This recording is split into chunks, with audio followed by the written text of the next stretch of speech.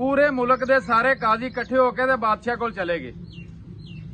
जो गए ने बादशाह की कचहरी दे विच बादशाह अपने घर से नहांदा धोंदा सी पिया, वो जाके जिहड़े पूरे शहर के काजी सन उवें जाके जिथे रियाया आवाम बैठी सी उत्थे बह गए।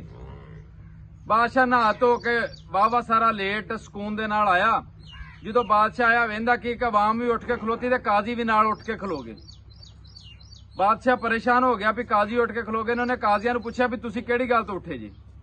काजी आंदे जी तुसीं साडे मुल्क दे माई बाप जे, बादशाह सलामत जे, असीं तुहाडे एहतराम दे विच उठे हां, जिथे इन्ने लोग उठे ने असीं भी नाल उठ गए हां। बादशाह ने आख्या अगर इन्नी आवाम लेट जाती तो तुसीं भी नाल लेट जाना सी। उन्हें आख्या जी असीं भी एहतराम दे विच लेट जाना सी। बादशाह ने आख्या फिर वेंदे की जे तुसीं लेट जाओ। काजी सारे ही बादशाह दे एहतराम दे विच लेट गए। बादशाह ने थोड़ी देर तो बाद आख्या भी उठ पवो। बादशाह जाके अपनी जिहड़ी कुर्सी सी, शाही कुर्सी, शाही लिबास पाया सी, पा के जाके बह गया।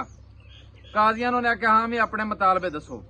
वड्डे तो छोटा काजी कोई उन्हें कहा बादशाह सलामत, असीं जिहड़े थोड़े बहुते इंसाफ के तकाजे पूरा करना चाहते हैं, कोई हक ते सच का फैसला करना चाहते हैं, वो तुहाडा शाही फरमान आ जांदा विच साडे कोल फैसला नहीं हुंदा। इस तो करके असीं तुहाडे अगे गुजारिश करना आया कि तुसीं जिहड़ा ना मुदाखलत बंद कर दिओ, ताकि असीं थोड़ा बहुता अपनी जिहड़ी इज्जत इहनूं रियासत दे विच बहाल कर सकीए। आवाम दा साडे तो तमाद उठ गया वे, क्योंकि फैसले सही नहीं हुंदे। तुहाडी मुदाखलत दी वजह तो तुहाडी मननी पैंदी है, असीं हक ते सच दा साथ नहीं दे सकदे।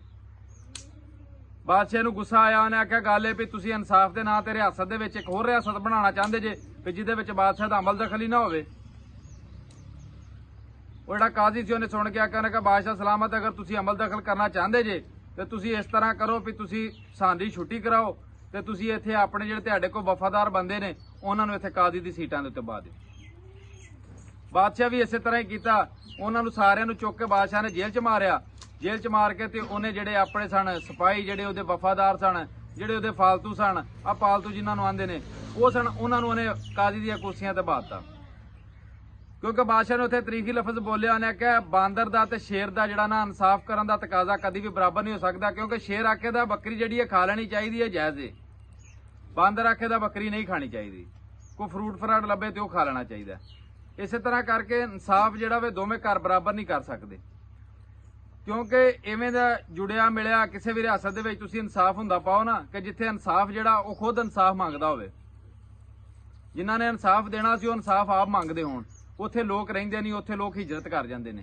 क्योंकि सुनिया जिन्हां रियासतां दे विच इस तरह हुंदा उत्थों इंसान चले जांदे ने वापसी, उत्थे सिर्फ गैंडे ही रहिंदे ने। ये सी कहानी अज दी, क्योंकि इस तरह कई रियासतां दे विच सुनिया वेख्या वाकई होए ने। इस तो करके तुसीं इस तरह का किते इंसाफ पाओ तो मैनूं जरूर दस्सिओ भी इस तरह के इंसाफ रियासतां दे विच हुंदे ने, क्योंकि मेरा मुल्क तो खुशहाल है, हस रहा, वस रहा, तरक्की कर रहा, इंसाफ के तकाजे पूरे हो रहे हैं। बाकी मेरी दुआ है कि हमेशा तुसीं भी खुश रहो, हसदे रहो ते वसदे रहो।